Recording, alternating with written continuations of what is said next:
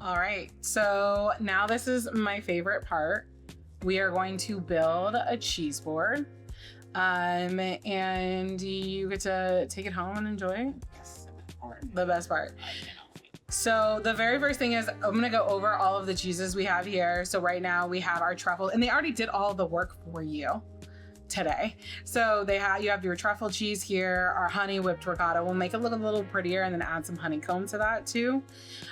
We have our Fiscalini's white cheddar, which we might need to do a little bit of work to this, a little bigger pieces. Okay, yeah, put me to work. Putting this in your mouth is, we won't get into that. Anyways, and then we have goat cheese, which we are gonna do like a little goat cheese truffles with.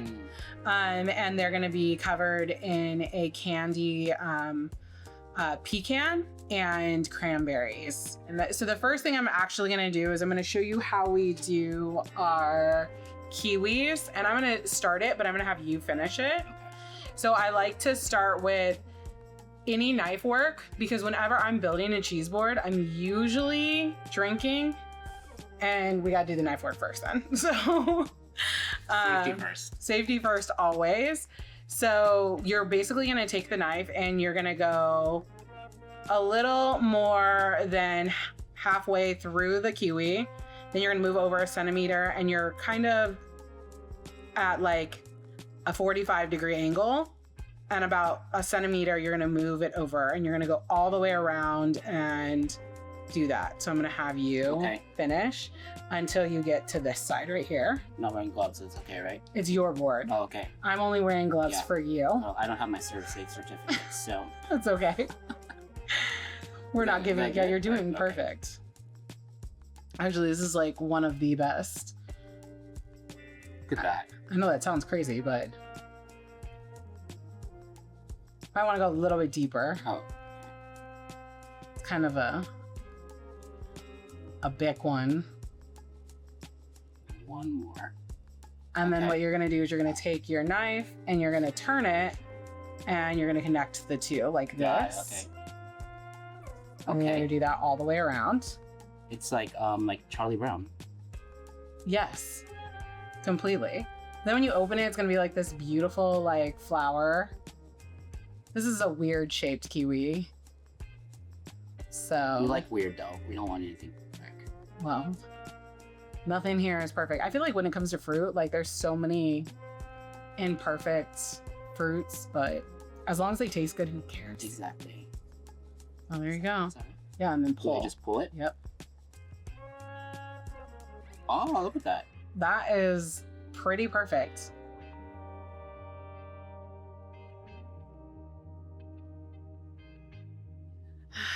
Wishing I was a brand influencer instead, because the amount of stuff that they get for free, wild.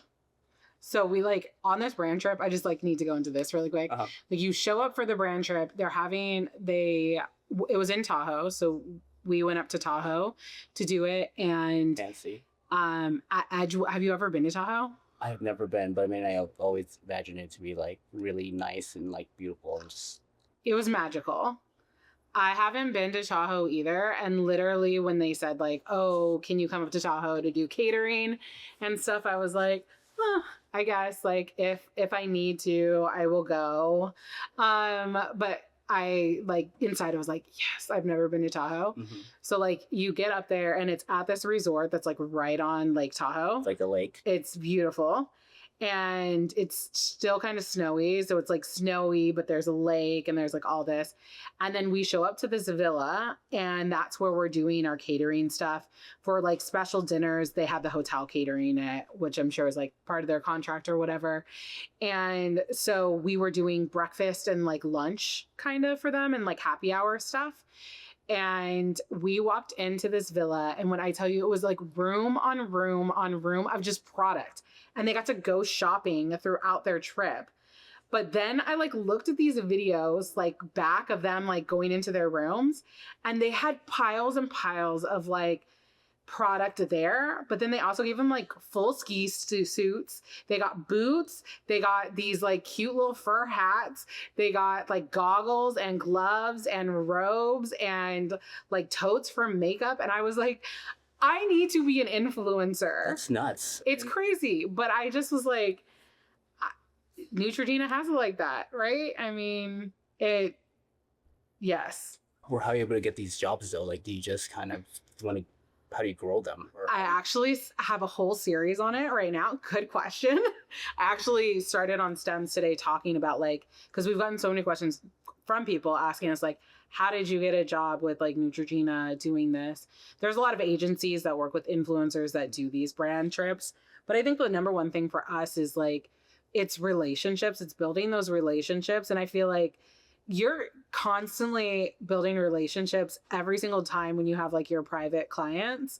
And it's like one of the things that I think is like top of mind for me was the relationship that got us this job. Was I was building a relationship with the sister of the person who, you know, hired us. But when I was building the relationship with her sister, it was because we both were business owners. There was no like, you know, like networking, you go in a room and you're trying to figure out how to actively collaborate. How do you get something from one person and how do they get something from you? That's not what these relationships are. And I don't think they don't serve the same, they don't get you in the right rooms, if that makes sense. And so it's like me and Ariel just have like, we had a relationship, you know, through fucking business being hard. And so making sure that like we were showing up for each other, even when there wasn't something necessary on the back end, is how we got that like job, because her sister came to us because they were in a bind, but little did they know, like we also needed like financially, that was a huge job for us, but also like emotionally and like even spiritually, I would say it was like a huge job for us, because it's like, we only had a couple days to prepare. And I think we crushed it. Like we did such a good job.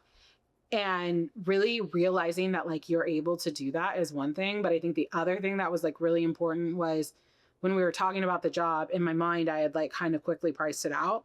And then when they came back with their budget, it was much higher than what we had priced it out as. After we had done all the work, their price was the right price. Mm-hmm. Just knowing how much work it is. And honestly, I forget how hard it is. Like we had to drive 8 hours there and 8 hours back, and how exhausting that is. Mm-hmm. But I think like that was like one of the main things for me was like, we can do stuff like that.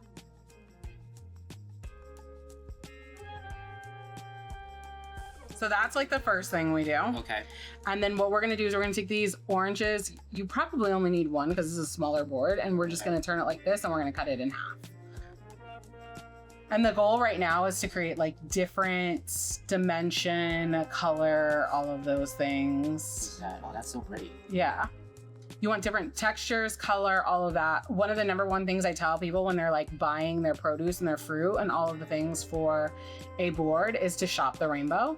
So like literally, like as long as you have all these different colors, it's gonna look good. So the first thing that we're just gonna do on this is like, we wanna make a little well. And that's just for our honeycomb. So there's nothing fancy that you're doing. This is super fresh, I can tell. So we get all of our cheese, like our ricotta, from a cheese place in El Monte called Gioa. And so like this was made, it feels like it was made like this morning. And then like these pieces of cheese are a little bit bigger. We want to make them like this size. So we're just going to break these down a little bit smaller, and I'll have you help with that. How small? Like this, like these size. Okay. Bite size, so you can like throw them in your mouth.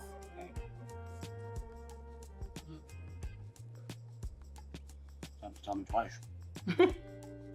Okay, all of this is going to be on the board, and then any leftovers we'll put in a small little box too. So you're gonna have cheese for days. Hell yes. And like in the meantime, I'm taking out some of our pecans. We're gonna cut these up to make sure we can coat the goat cheese. Which every time we do a cheese board, we try to do something a little different. This is literally one of my favorite things. So, oh yes, definitely gonna need that with the So we're just cutting up the nuts. So we're gonna be able to put it on the goat cheese. So if you want to cut these, Sure. we'll have you do that. And then I'll add some, honestly, my favorite like dried fruit is cranberries. These look like raisins though. They're not. Just making sure. You make it look so easy cutting these. It's not easy at all. So if like, I hate this. So usually I put it in a bag if I'm gonna be completely honest. And I just bang it on the counter and get them in like little pieces. Bringing back when I was like a kid, I remember slicing my finger. Yeah, please, I don't want that. I'm like, I feel like also or smaller. Just take this. What if we did this? I could have done that. That's much better. I was like, if you want to do that with the last couple. It's like crushing garlic. Yeah. There we go. Basically. And then you basically can make this into like little truffle balls. But I say we don't do that. I'm thinking we just do it in a log. So what we'll do is we're going to take some of these and just kind of break them up. Put the cranberries on there. And then we're taking this.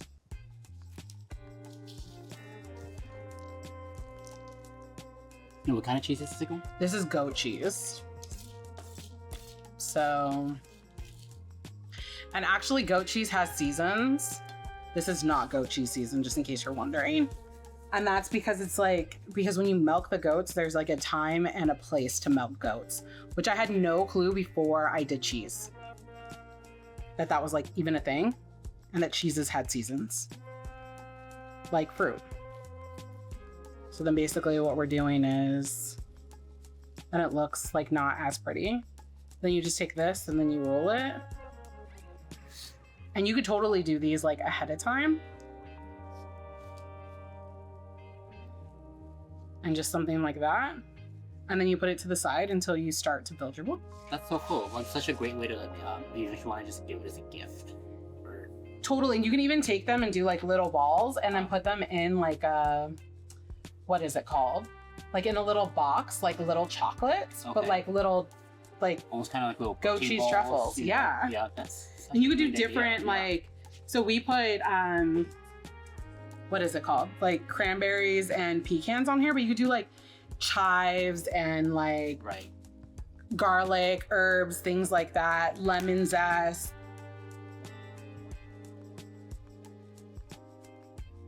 I do think relationships are important. That's really important when it comes to business. But like, how do you start a relationship, right? And for me, how I started was, I feel like I told myself to have the audacity just to ask, you know, because I think a lot of us in business will, especially the ones who are new, like, you know, you open a business, but then like, how do you start? And then you wait for clients to come in. But you know, it's really the other way around. You just kind of have to really put yourself out there. And for me as an introvert, you know, I don't think I'm shy, but I am an introvert. So it does take a lot of energy for me to have to go reach out to people. In the beginning, I have to do it.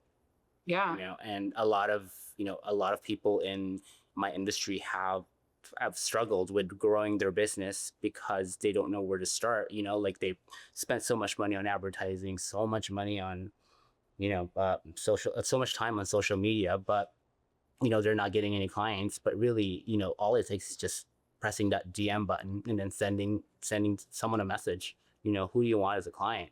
And that's really how you get started. And then from there, you build a relationship, you know, and building that relationship with your clients, building the relationship with your community.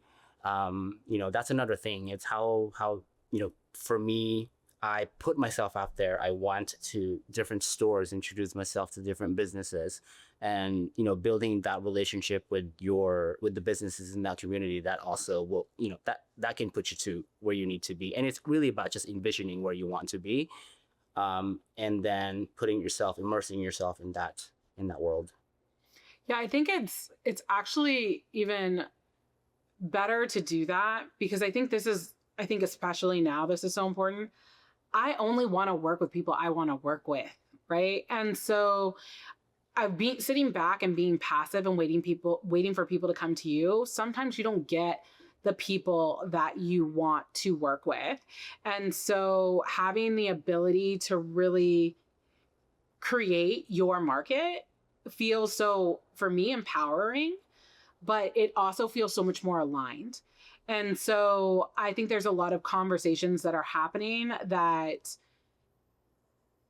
I just don't want to have to feel like I have to alter the conversation to not create like tension points. Mhm. And for me, I don't have the energy for that right now. So I want to be able to say what I want to say and not feel like it's going to be a debate or you're going to tell me why you think that I should be more open minded or whatever. When, you know, clearly you're the one who needs to open your mind. But, anyways, I feel like I already have enough people that are close to me. So I don't want to have to do work for like a random stranger or a client. It also makes the relationship weird when there's things so altering or jarring, which to me, it also blows my mind how we get certain clients because I'm like, this is a Black woman owned business. But okay, like if you're going to hire us, then like, I feel like there are certain things that you should just know. Like, we're going to empower other people of color. We're going to empower other underserved businesses. And I think like that's not a wild concept. But for some people it is. And it's like, well, why wouldn't you just, use this or use that? And it's like, because that's not aligned with our mission, but I don't want to have to explain that to you. Right. So yeah, I think that there's so many different layers to like that conversation of relationships, but I think you do it incredibly because I will say when we first opened the shop, you were the first person that I remembered. Every single day it was like, oh, he comes in here all the time. And then like Matt and Nicole were like, that's Jeff. He likes matcha and kombucha. Like, and it was just like a really easy conversation. But I think one of the other things is you are so quick to ask people how they are. And I think that's like kind of a lost art, but like in a genuine way, if that makes sense. I feel like people are really quick to be like, hey, how are you?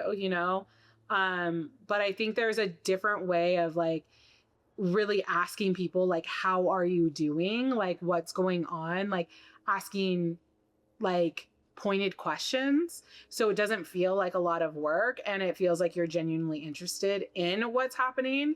So I think that's huge in relationship building, and I think it's something that I even like I struggle with how to get the conversation started. Like even when I have a relationship with somebody, I'm like, what do I talk about? What is on like okay, or where are people at? What do they want to share? What don't they want to share? For me, it really, like you said, you kind of have to be genuinely interested in the person. You have to really put yourself in that mindset. It's not, you don't just ask a question and say like, hey, how's your day? Because that to me is just not, it doesn't really build anything. I try to be specific with my questions when I'm talking to people, rather than just being really general. And I think that's really important with relationship building. And, if you're trying to build a community, it needs to be both ways. And then just picking up on, like genuine connection. It's really, for me, when you guys opened, I connected with a lot of you guys already. As soon as I saw that, I walked in, and then, just seeing like, even I remember like your shelves, you guys all just featured BIPOC business owners. You guys were selling merchandise. You guys were selling gifts that were, were attached to BIPOC entrepreneurs. So I love that. For me, like as someone who is, I'm an immigrant. I moved here when I was 12, Filipino, brown, and it's really important for me to have connection with that kind of community because when I first moved here, I barely even knew how to speak English. I remember going to my first school, my first year, I hid in the library because I was just so intimidated by the kids. And eventually I grew out of that. I'm going to be 45 this year, but I still find myself going into spaces sometime. Like I find myself feeling that insecurity. And when I walked into your space, I didn't feel that at all. Like Nicole, especially, like she's just like a pocket full of sunshine. And I just, She really is. she made me feel so welcome as soon as I walked in. So I think, like I said, it just goes both ways. You don't just go to a place and it has to be reciprocal. I could be super interested in a person, but if they don't want to open up, like it doesn't really work that way. That's the hardest part. When I'm at events, I'm that person who like literally I case a room because growing up, you know, being told that I have social anxiety disorder, I felt like it was like my moment of like, oh, I can hide behind certain things because like I have social anxiety disorder. Now it's like diagnosed autism, so that I have that to hide behind too. But my little sister has special needs, and one of the number one things that like my mom always emphasized was like your disability is what you make it. And so I always, when I'm in a room, my number one thing is you don't have to meet everybody. You have to meet two people. And so that is like my new, like anytime I'm in a room and I don't know people, my goal is two people. And it's really helped with genuine connection. But the first thing I do is like look around and see like who are the two people that I'm going to meet. Usually if I know somebody, I try it to be like one of their friends because you already have that like trust or like that proof of like this person will vouch for me, like in order to help that relationship be a little bit smoother. But there are times when you like are trying to like genuinely get to know somebody and they're just not interested. Mm-hmm. And I'm like, okay, I hear you. I also think like, I also remind myself that sometimes it's not personal because there's times when I'm so overstimulated that people are trying to have conversations with me and I seem like I'm not interested. It has nothing to do with me not being interested, but I just don't have the bandwidth and I can't like listen and I can hear you, but my brain is like not computing. And so I'm trying to remind myself that like maybe that's them because like I'm super cool. So like they would want to know me. But I think like those are like the moments too where it's like it's hard not to feel insecure or be that little girl who's like, they don't like me, they don't want to hang out with me, they don't want to like pick me. Like, growing up being Black in very white spaces, I felt a lot of times that I was always like the last pick. I was always the last option for people to like be friends with. Jokes on them because I'm really cool. But I think like those moments, me as like a 6-year-old girl, I wasn't thinking those. And I'd taken a lot of therapy for me to be like, I'm cool, but also I feel like in high school it was really cool to be Black, which sounds weird, but I think it was like the Fresh Prince of Bel-Air was like out. And so my last name was also Smith. So everybody's like, are you related to Will Smith? I'm like, if you want me to be, I am. But I think like it took a lot for that. And then it turned into tokenism, which is like a whole nother thing. But I think that it's really important to kind of find your community, find the people that you feel comfortable with so you don't have those moments of like shrinking yourself for other people. I agree. And, it's really important, it's at some point, it sucks that we felt that way when we were younger, but also at the end of the day, at the same time, because we've experienced it, we're able to actually incorporate it into our own business. And then we're able to actually relate to our clients, to our customers. I have many clients that would come in. They've never had a facial, or they're scared to come in, or they feel like they're going to be judged with their skin. So I always try to put myself in that situation where like, how would I want someone to treat me when I walk into a studio feeling that way, because I know how that feels. So, that's really helped me build relationships with clients as well. And, they trust you more if you give them that safe space. then, you know, sometimes it might not even have to do anything with what you do or what you sell. It's really just how you make them feel. Mm.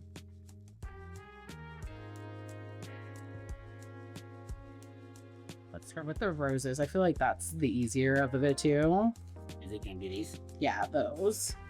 And we're basically gonna like make little cigarettes or joints. It just depends on who you are. Maybe neither. Neither, but if anything, I prefer the joint. I feel like there was a time and a place where we all rolled a joint or two. I don't know. I'm just lazy. I just like gummies.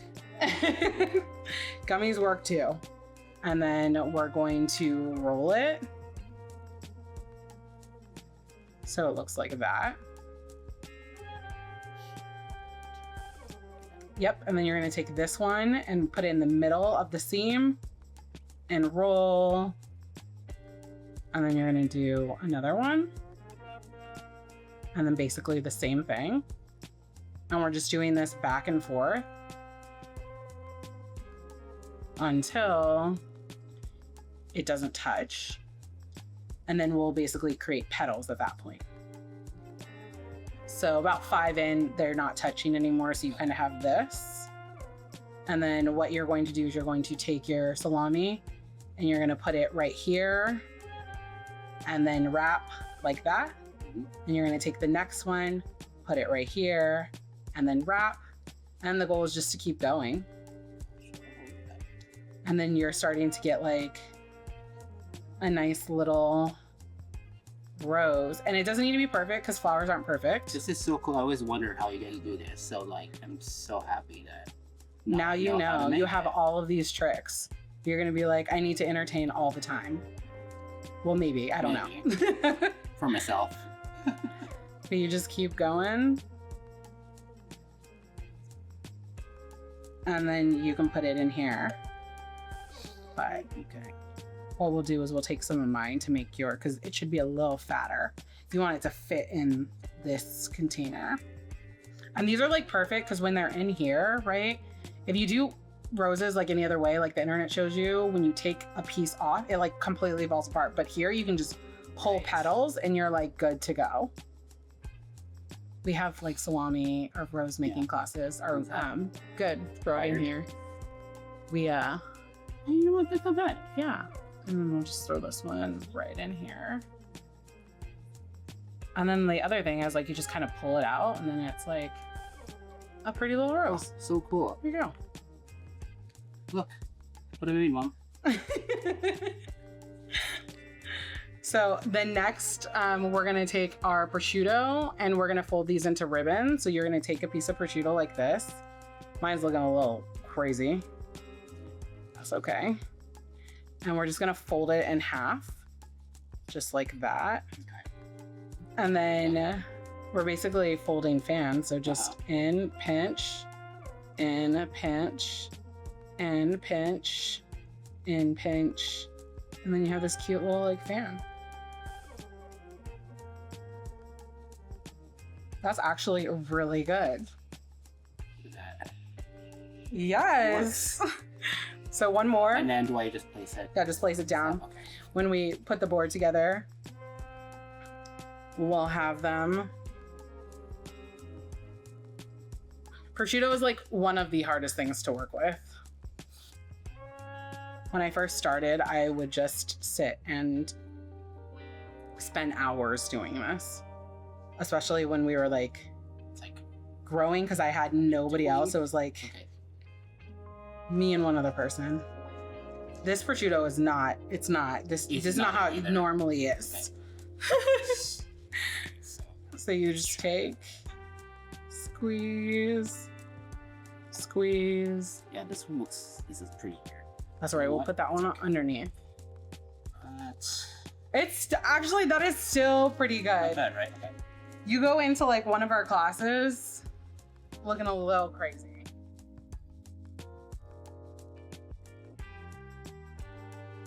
But I think it was talking on that point of creating safe spaces for people. I don't think that we oftentimes create our businesses based on that. But the reality is, it's so important for people to feel seen, to show up and be able to show up as themselves.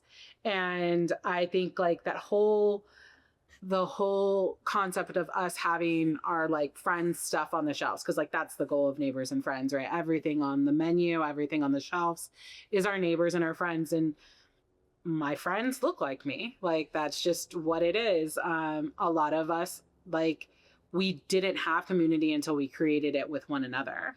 And so I feel like a little bit Neighbors and Friends is like my clubhouse. Like I feel like a child.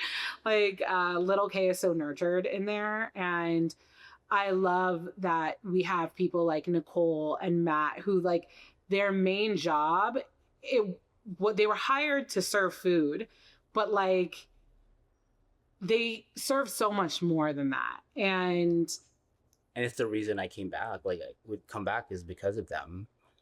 Yeah. There were so many other places that served, at the time matcha, but I would go to your place because of how you guys made me feel whenever I go.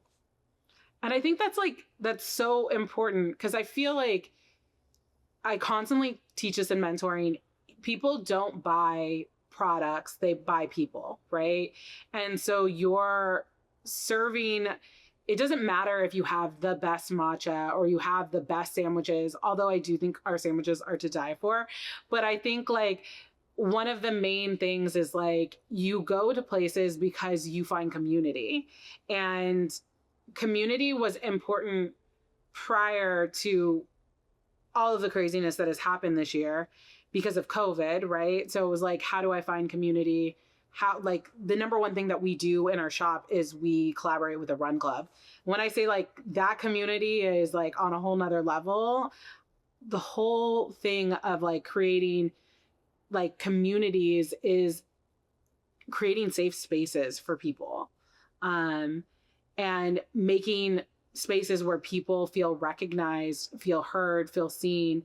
But that also trickles into business, and that allows things like retention, which a lot of times people are like, what, like, that's what grows your business. I don't care what anybody says. You can have 1,000 new customers every, year, but the reality is retention is what keeps it alive.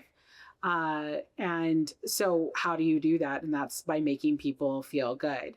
And Nicole, I just like, she makes me feel so good. She can mess up the rest of her life, but because she makes me feel so good, she ain't going anywhere. Me and her have had the conversation. Oh yeah. I could never fire you. I'll second that. Yeah. So I will tell her you can't go anywhere.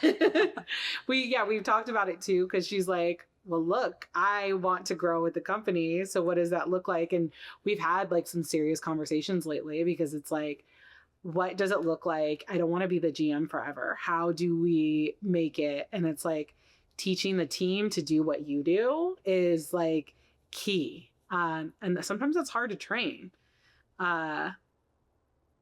She does it really well. I feel like we're starting to see it with a lot of the younger staff who are like super quiet are starting to like have their regulars. And it's really beautiful to see how culture impacts and shapes the way your business runs.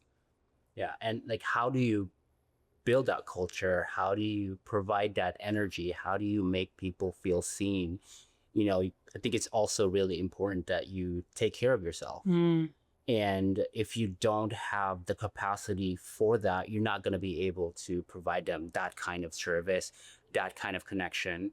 So, when I started my business, I was, in my head, in order for me to grow the business, it was to really just say yes to everything, and that was my mentality. And at some point I was just so overloaded with so many things, and, it started trickling down into my personal life, but at some point, my business started to feel steady. And then I recognized that, I needed to really take a little bit step back and just start taking care of myself. And I think one of the privilege of, when you get to a point in your business, you get to have good healthcare, which I didn't have before.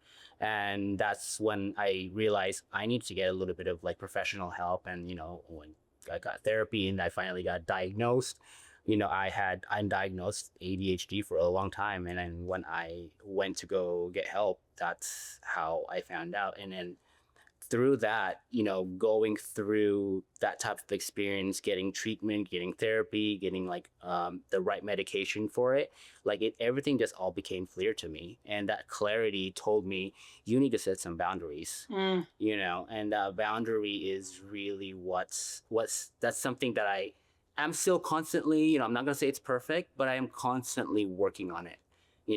I think it's really a matter of really knowing who I am. There's still a lot of things to learn about myself, even at my age. But the more I learn about it, the more I know what kind of boundaries I need, and that boundary could just be, giving yourself enough sleep, or like not answering your text messages after 8 p.m.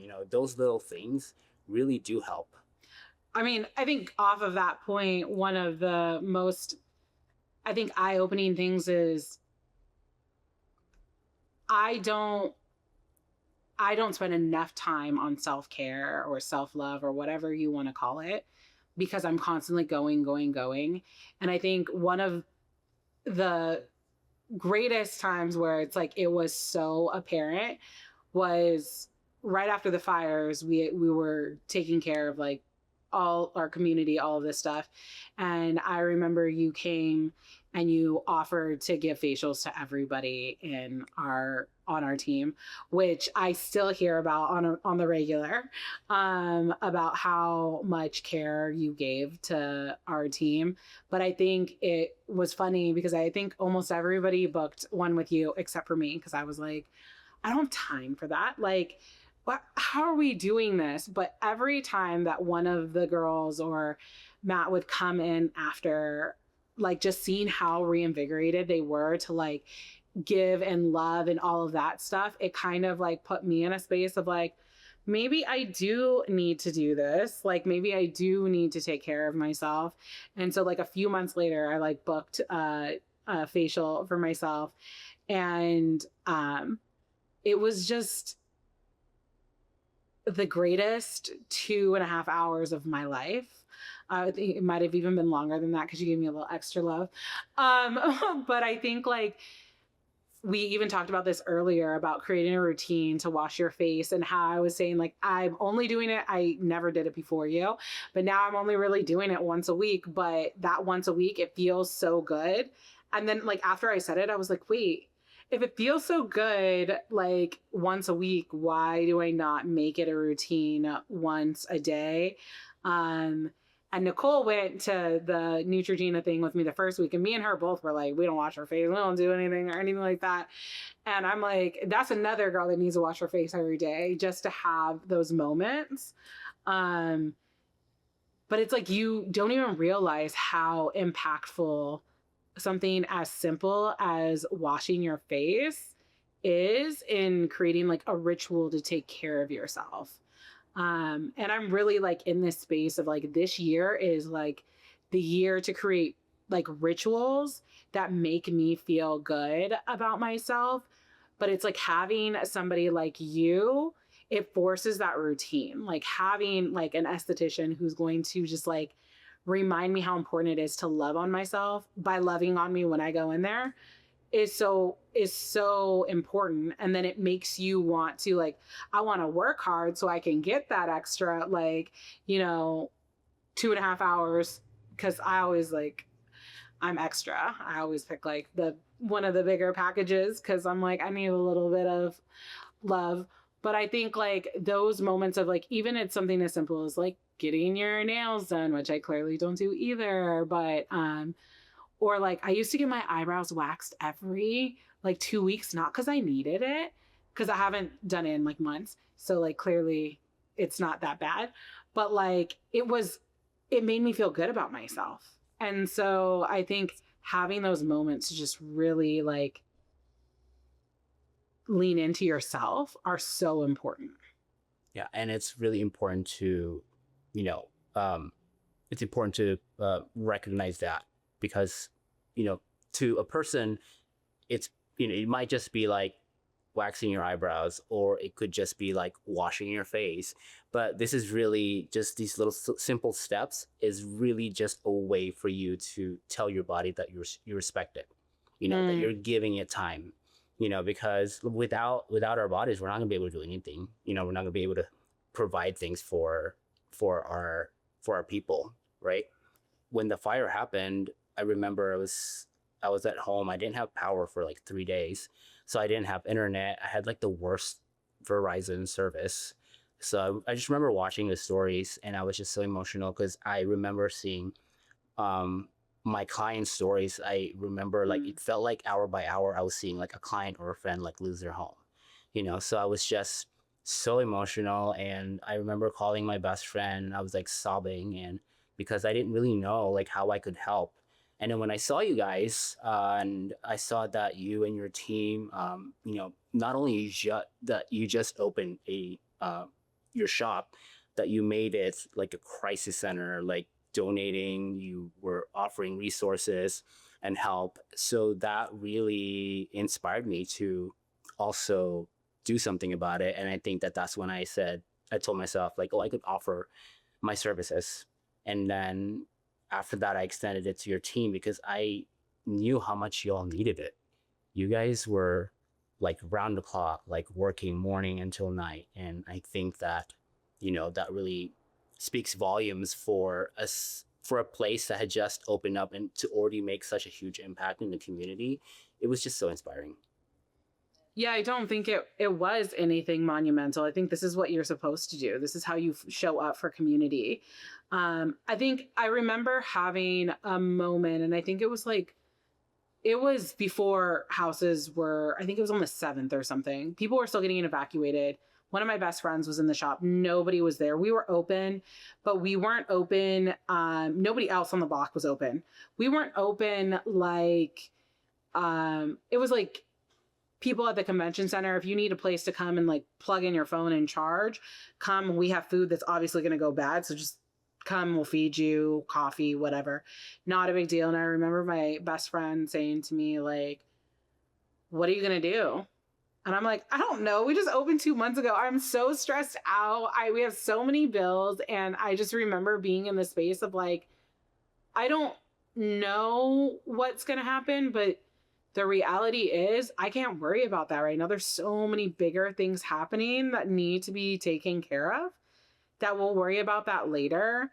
And I think it was much like COVID of like, well, this is only going to be, there's only going to be a few people, right? And so I think when we started, because we were one of the first distribution centers, when we started, there was not as much loss. And then I remember we're sorting clothes and we're getting videos sent to us of like lake. And we're like, this is far down. Like, why is it so far down? That was like the hardest thing for us to like really grasp, was like that it had spread so far and so quickly. And so we like in those moments, it was just, it became bigger than we even imagined it was going to be. But for me, I was just kind of like, I'm not going to stop now. We're just going to keep going. And then we really let our community dictate what was happening. And so then the next thing was like, people are coming in and they need supplies. But there are people coming in that got hair like this. And they're like, I can't find anything for my hair at any of the places. I remember one person coming in and being like, I'm washing my hair with Head and Shoulders. I was like, girl, you cannot be washing your head with Head and Shoulders. And I remember calling my hairdresser and being like, is there any way we can get curly hair products? Because like they can't be washing their hair with like Head and Shoulders. And when I told her Head and Shoulders, she showed up with cases and cases of like Olaplex. And I think like from there it was like, oh, there's other people who who have curly hair, who have, darker like skin tones that aren't getting the supplies that they need. And we just kind of, like our shelves, we focused on that community because other communities had really jumped in to serve the greater community. But in Altadena, let's be honest, there's a lot of Black and brown families, and those were the people who needed. Those are the people who weren't getting the funding they needed on GoFundMe's. Those are the people who weren't getting in front of the cameras and getting all of the things that they needed. But that was the majority of the people losing their homes. And so for me, it was like just kicking into like, I'm helping my friends, I'm helping my sisters, I'm helping like people who look like me. Like, that's why we're doing that. Yeah, I still, to this day, it doesn't feel like anything different than like what we would do anyways. I was just grateful that we had a space that we could do it in. Tiny space, but You made it work. yeah, we've seen how much that space can do for people. So Yeah, I mean, it's, like you said, like, it's at the end of the day, it's not a business decision, right? Like, caring for people, it's not something that, it's not something that you can say is like part of your brand, or like just like a nice word to say about your business. At the end of the day, like, when something like this happens, it just becomes a human decision, right? Like, what do you do at times of crisis? So like, yeah, your business is part of it, but then you're the person that ultimately will make the decision what you want to do. if only everybody led their lives with humans first, we would be in a very different position than we are currently.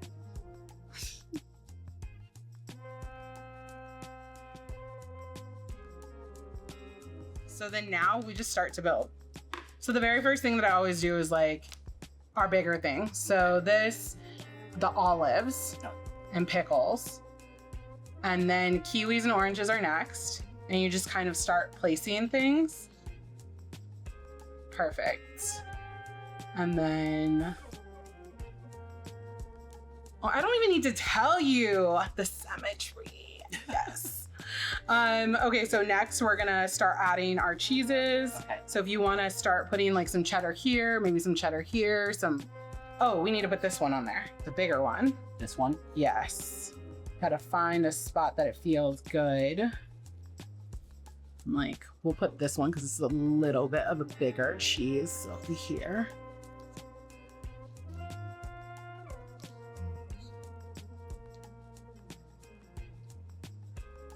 And then just keep going.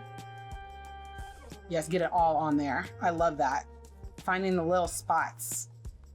You can even put a ton of cheese down and then put the kiwi right on top. I always say you don't want to see the rim, like the outside anyway, so you're doing a good job. Yeah, so like this, we can even like put some of this cheddar like over here. Gotcha, okay. You can take this and we'll... Here we go.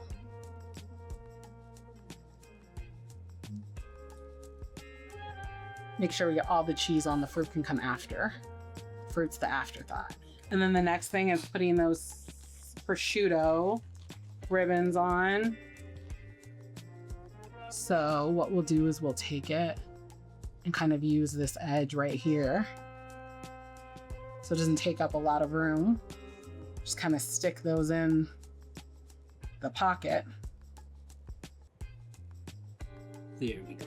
Perfect. And then the next is adding the berries. So there really isn't. I mean, so just put like a couple of like berries here. And then put some blackberries or some raspberries near it. And then I love putting like blueberries on top of my blackberries because it gives it some like different texture. Like that? No, on the blackberries. Oh, the blackberries. So like right in these like little pockets and holes. Oh yeah, it does look really cool. And then the strawberries we'll put in we're gonna cut these just in half.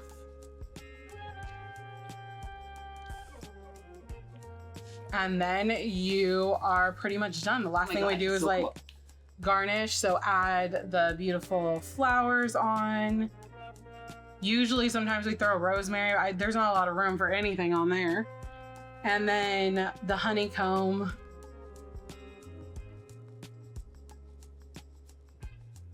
You're good to go. Baby. Oh my gosh. so much stuff.